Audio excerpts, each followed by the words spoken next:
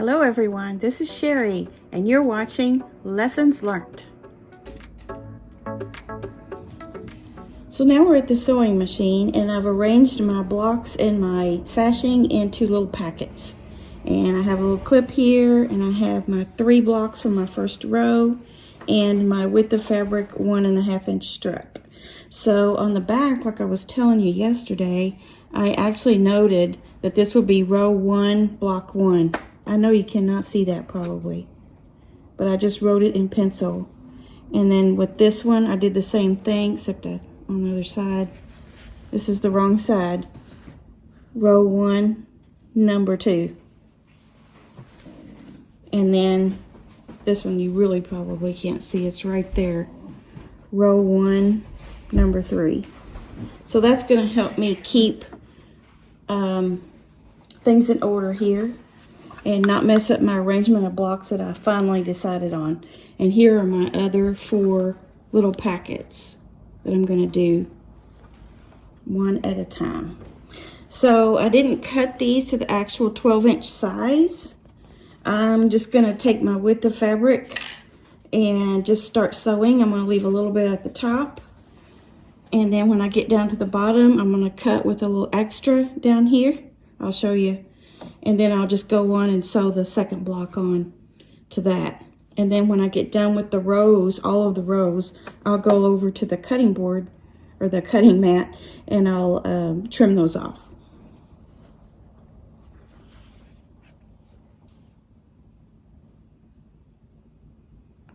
The first block here, we're going to do right sides together. I'm going to leave a little extra. See that? So that I can trim it off straight. Make sure I just went through and put on a full bobbin, a new needle, and I took the little brush and swept out my machine so that I'm not going to have any unexpected problems here, hopefully. So I'm just going to back up a little bit and then start going forward. And there again, when I was talking on my, I think it was the block 8 video where I showed the sewing, my seams, I'm going to pay attention to those and not try to flip the seams, you know, because this one's obviously going this way and it's sewn down this way and here. So I don't want to flip that this way. I'm going to try to pay attention to those. But I am going to sew on the sashing side. And I'm using my 1/4 inch foot like I was before. Make this go a little bit faster. That's a little slow.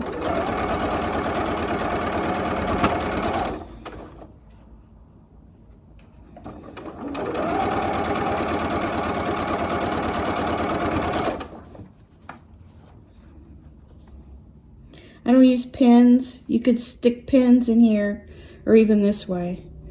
I don't like pins, as I've mentioned before. So I'm just being careful and keeping it lined up. So I'm approaching the end. And I want to go a little bit past that. Back stitch. Lift the needle up. Trim the thread. And then see, I have extra here I'm going to use for my next connection. So I'm going to leave another 1/2 inch or so that I can trim that really straight with the rotary cutter. You know, the rotary cutter with the dull blade. That's what I'm going to be using. So there you go. There's one connection from block 1 to sashing. Now we take the second block and I did mark it. I want to look for that, make sure I'm really doing the right one. Row 1, block 2. So this block 2 has to go here. You know what? I'm going to iron this down.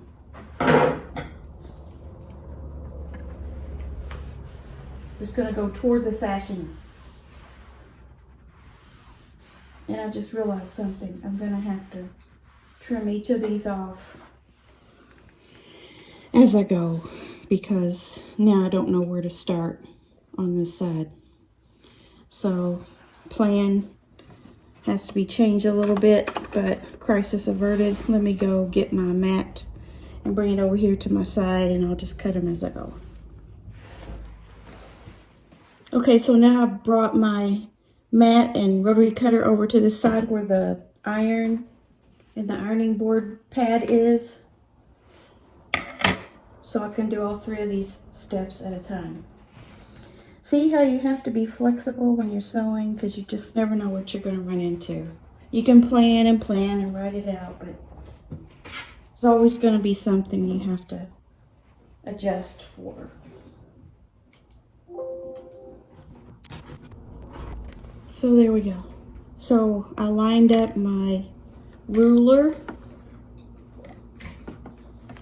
along this edge up through here and then cut that. So I don't think I'll have to cut the bottom one just yet until I join this second block. So let's see.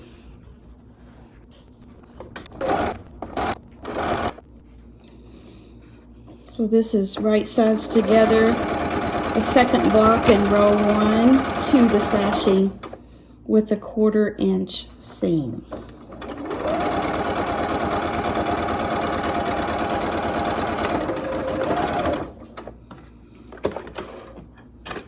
Cut that thread, cut my other tail, and then there's that seam. There's a little bit left on the bottom. Now you're going to get an idea of what that sashing is going to look like. And I think once we get all the rows together, you really get the full effect of that black and white there. So here I'm just going to go ahead and I think I'll iron that second seam towards the sashing as well. And hopefully that won't be too bulky for quilting. I don't think it will.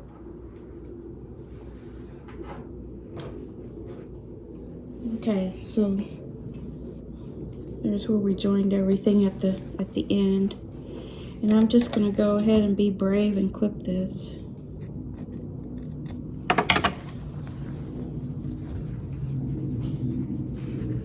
There it is by the cats. Okay, so I'm gonna put on my next row of sashing, or strip of sashing, I should say. Whatever's left from that first piece that I was using. And do my 1/4 inch seam on this one. Being careful not to flip my seams.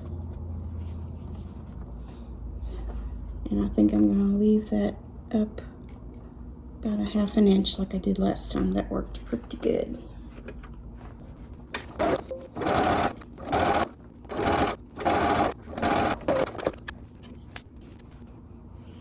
I'm just going to be a rebel and just kind of cut this as straight as I can. I think it'll be okay. It's just 1.5 inches. Actually, it's 1.25 inches at this point, so. But this one I'm not going to trust myself on. So I'm going to iron this towards the sashing. Now, there's that little bit. I think I am going to trust myself.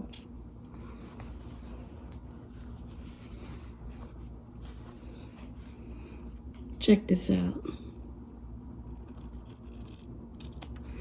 I mean, how far off could it be?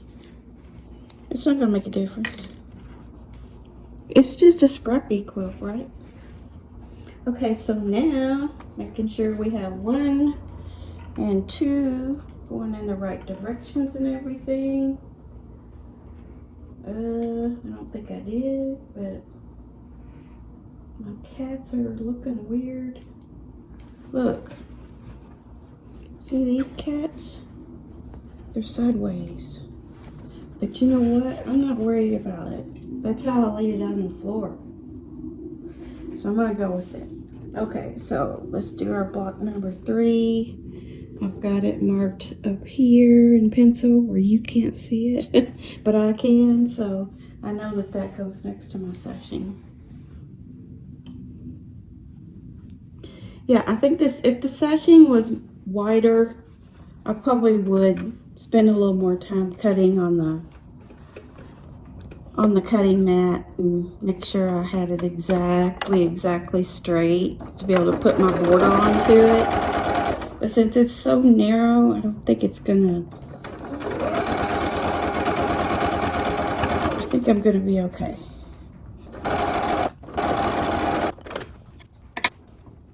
Iron that towards the sashing piece. Okay, now we have row 1 completely done across, sashed together.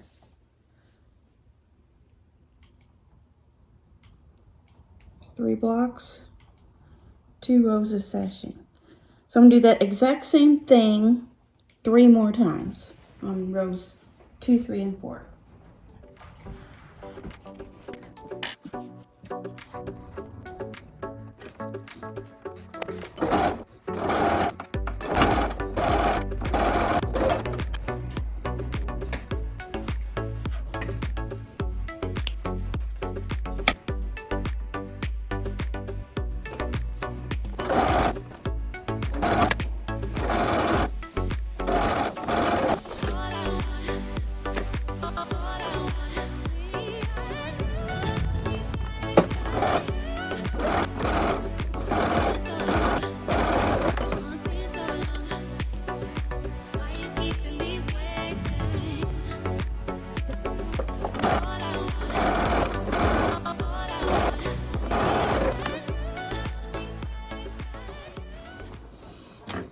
Okay, row number 2 is done.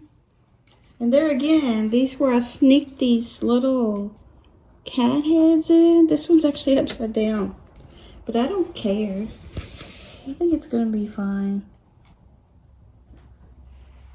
Halfway done.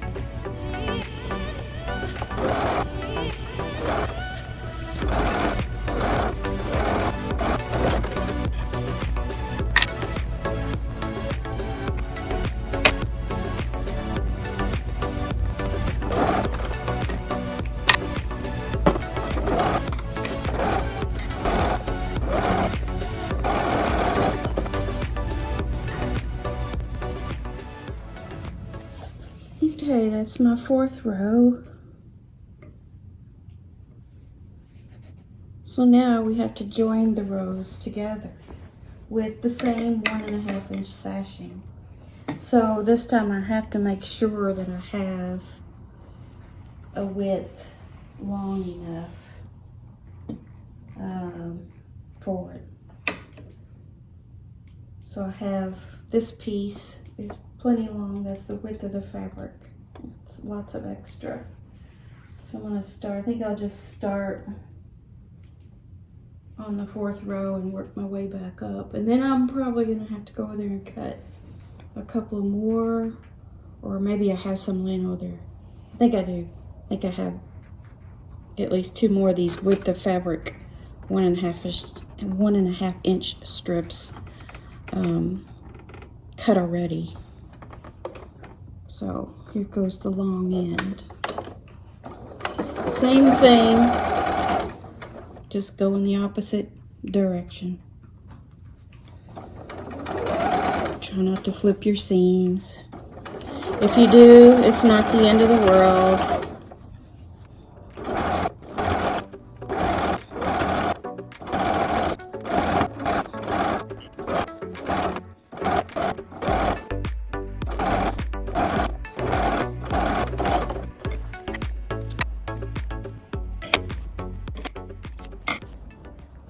Here again, I think I'm gonna iron the seam allowances towards the sash.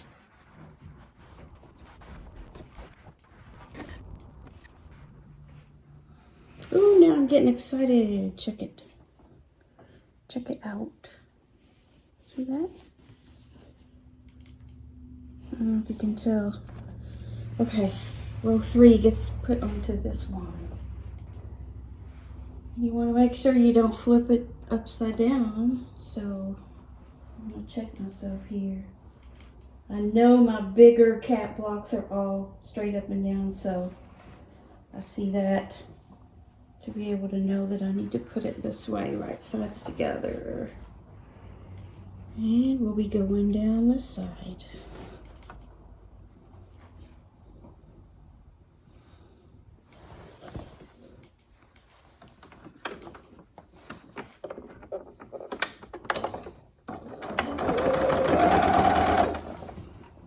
Getting a little bulkier, so you don't want to have a lot of tension of this weight of this going down real tight, or you'll have machine problems. So try to keep it kind of up and loose, not taut.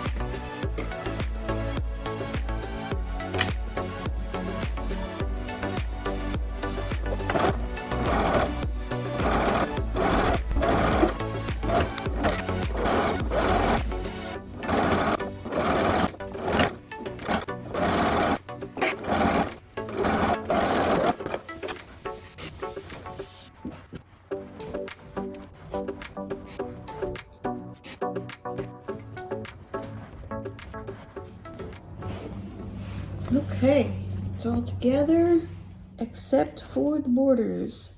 Some of my intersections, let's see, were off a little bit. Some of them were really off.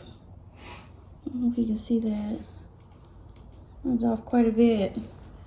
But others are almost perfect. But I don't think you'll be able to tell the difference when you look at the overall top. Okay, let's do the big borders around the edges. Now, you could either do your top and your bottom, which is shorter, or both of your sides, which is longer. It just depends on how you want to look at it. So I think I'm gonna do my top and bottom first, and then do long pieces for the sides. Either way is fine. So however you want to do it, doesn't really matter. So let me go get them. Of course, you could also do mitered corners. I'm not doing that for this scrappy quilt. I was using some expensive fabric and wanted my project to come out just looking perfect. And I might do mitered quarters, but not today. And I'm pretty sure my length of fabric is still gonna, or my width of fabric is still gonna work for the border. Oh yeah, it'll be good. And I'm just gonna be lazy and match this up. I'm not gonna let it hang over and then trim it later like I originally thought I would do with the sashing. So we're just gonna go for it. By the way, that first part took about an hour to do. So not too bad. Maybe less, because I was setting up cameras and stuff. So this is just right sides together with a 1/4 inch seam allowance, just like the sashing.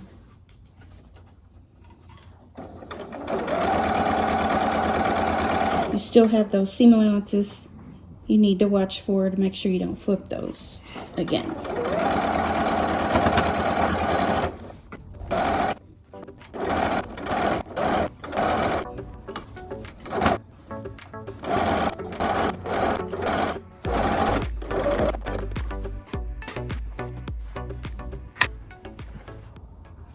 I'm still ironing the seam allowance towards the border. This is risky. I'm gonna do it. Whee!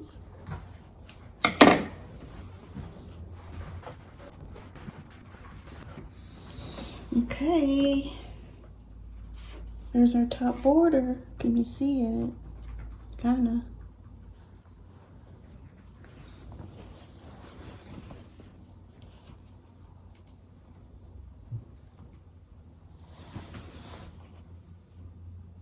Gonna do the same thing on the bottom. Yeah, I'm gonna let this one hang over just a little bit, just in case.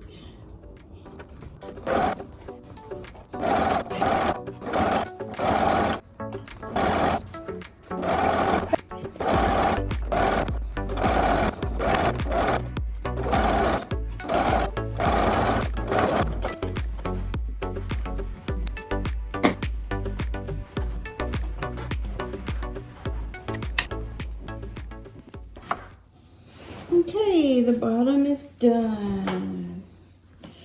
Now for the sides. Yeah, this is obviously longer than my 42-inch strip. So I'm going to see what I have here. I have 3 strips left of this 3. I can cut more, but I think I'm just going to piece this together. So I need to put these 2 together, seam them together like so. Oh, that doesn't match up too good. Let me find one that matches up.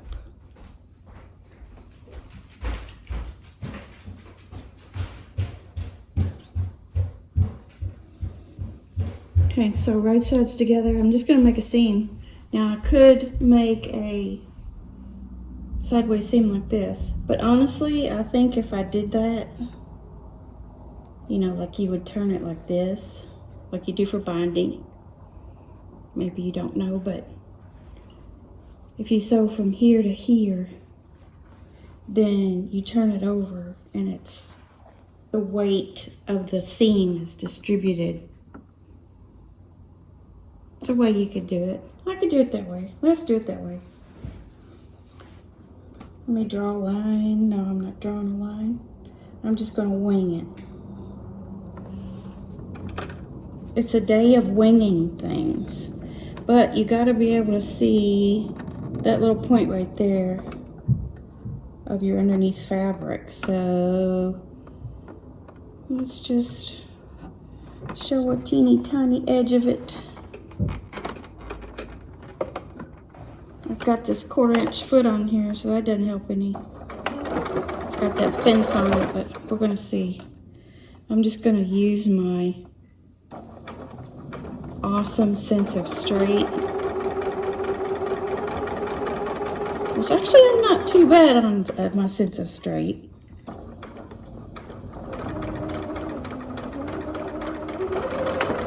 Let's see how it turned out. It's a scrap quilt. Remember, it's a scrap quilt. Oh, that turned out fine. Check it.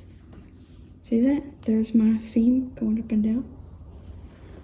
So now all I have to do is chop off everything except a 1/4 inch. So it's like you're creating your little 1/4 inch seam allowance. And probably you should press it open. We can do that. We can do that. Okay. Okie dokie. So now we have tons of 3-inch border to use to do our sides. Let's do it. Let's do it. Let's get this thing done. Because we've got lots of other things to do to it yet. We have to quilt it. We have to sandwich it. We have to quilt it. We have to bind it. But never fear, I will show you the way. See how this, when I did the sashing, I had a little shortage between this block and this block? I'm just gonna split the difference is what I call it. So basically you're still watching up here where your needle is, but you're kind of lining it back up over here so you have a little more seam allowance there in the block portion and the sash portion. But that's going to make sure that you've got a sufficient enough seam allowance to hold it together. But yet it's a very slight difference now that you've split the difference between one side to the other on that unevenness. If that makes sense, hopefully it does. Sometimes when I say split the difference, nobody knows what I mean by that, but if you've been sewing for a while, you know that split the difference is a common thing that you have to do. No matter how much accurate cutting we do of blocks and strips and evening up and all that stuff has to be done. But even still, sometimes you end up with some little minor differences, but you can compensate for those. Nobody will ever know because it's going to be on the inside of the quilt. Right? And here's a big one. I was like taken aback when this happened. That was between row 1 and row 2, I think. And that wasn't because I cut that random like I did. It's straight on here and it's straight on here, but this block was longer by like 3/8 of an inch than this one. So watch what I'm gonna do with that. This is a big split the difference. But look, it goes about in half when you do it. See that? Nobody's ever gonna perceive that once it's on the inside.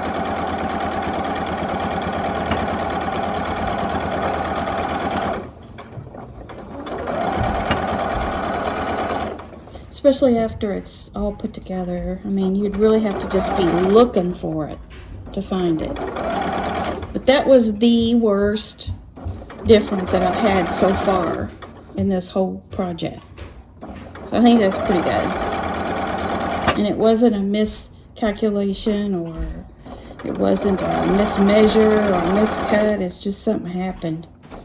Some blocks have more seam allowances than other blocks. And then you put two together, and one side doesn't have many seam allowances in it from all your little scrappy blocks, and the other one has a whole bunch. And with each one of those seam allowances, you're going to lose a little bit of ground. And I guess in that case, it just added up to be that 3/8 inch. But there's always a way to deal with it.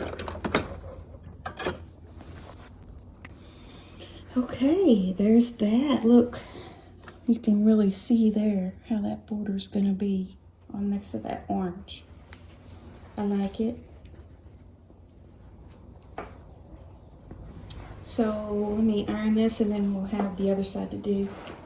Iron and trim here. And it'll be complete. The top will be complete at last.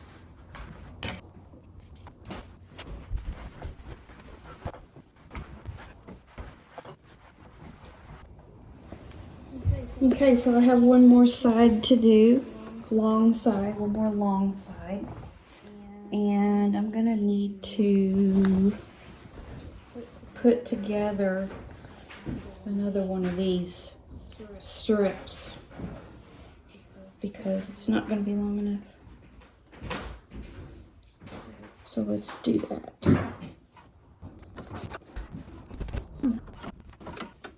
Good grief. Okay, so here's my little tip right here of my underneath fabric. I think that looks pretty darn straight. I'm going to put this down. Look up a little. Okay, I'm just eyeballing from here to here. So it's that whole, you know, you learn at driver's ed to aim high. Instead of looking at the hood of your car to keep it straight in the road, you look ahead. So that's kind of what this is like.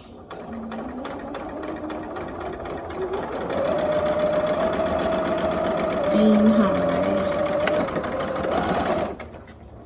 Let's see how it is. Honestly, the correct way to do that is to draw a line. It's as simple as that.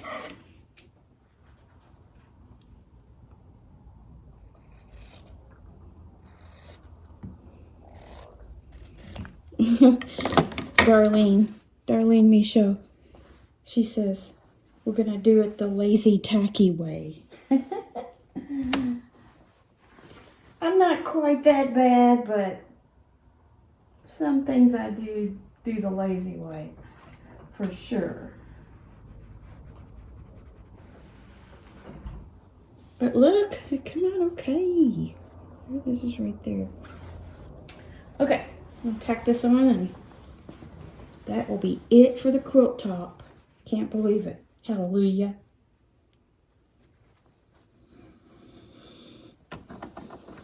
Angels are going to come down from heaven and start singing when I get this done.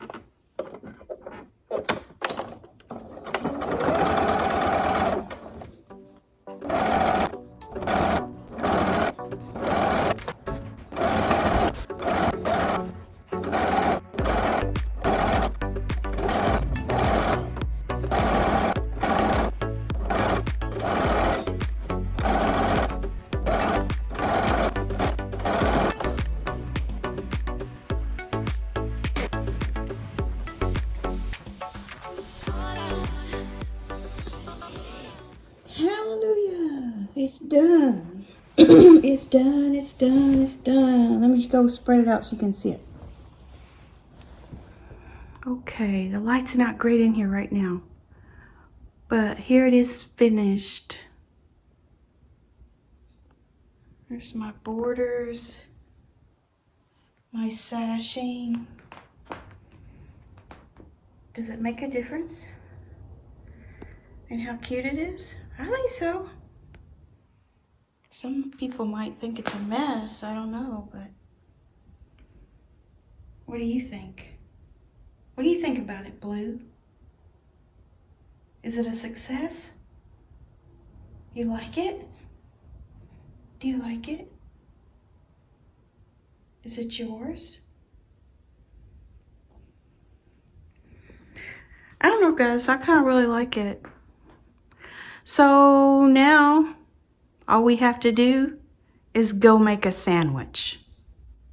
Well, I was hoping to get the quilt sandwich together in this video, but it'll be in the next video. But thanks for watching, and I'll see you real soon.